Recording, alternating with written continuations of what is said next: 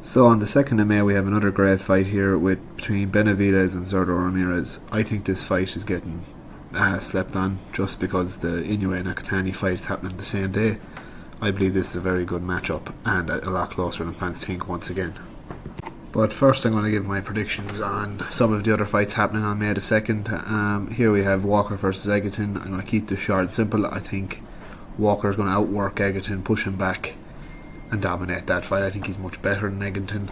Now, to the undercard of the Benavidez and Zurdo fight. Lucero, Sandoval is after pulling out, I believe. He's fighting Flores. That should be easy Lucero win.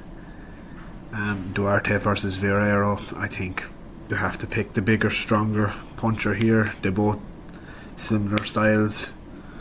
Duarte probably by stoppage in that fight. Vieira has shown that he can get very angry. He can lose his head. He got disqualified for kicking a fighter once, I believe. I'm picking Duarte in that. Munguia, Resendez. Probably have to pick Munguia in this fight. And now I believe it's time to get to the main course.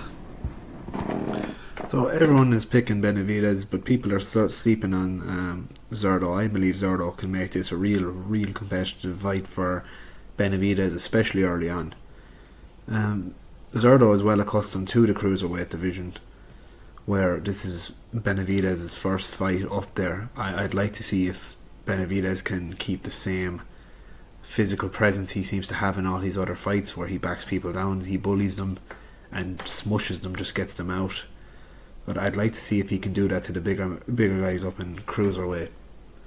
I personally don't think he's going to be able to bully Zurdo, especially early on. He might be able to do it later, but Zurdo is a big, strong, awkward southpaw.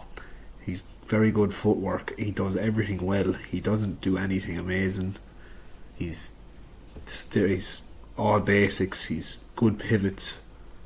He's good defense. One thing about Zurdo though is he is very slow, and that could be his demise against Benavidez.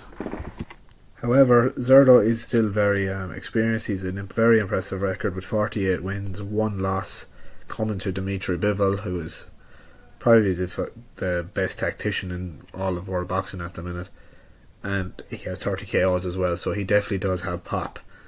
He doesn't have one punch knockout power, but I think he has enough power to keep Benavidez off of him early on. And he definitely does have some good wins as well. He's beat Billum Smith Jr. He beat him pillar to post. He beat Jesse Hart twice, who's very athletic. He's a tricky boxer.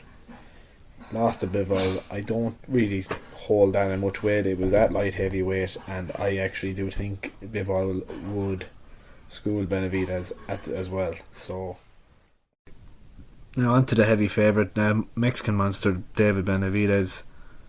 His first fight up at cruiserweight. I think it's going to take some adjusting, some getting used to in the early rounds, and he's going to realise very quick he can't just walk Zurdo down early. He's going to have to work the body. He's going to have to pressure Zurdo. He's going to have to cut the ring off. It's definitely going to be punches and bunches from Benavidez, because he's not going to knock out Zurdo with one punch.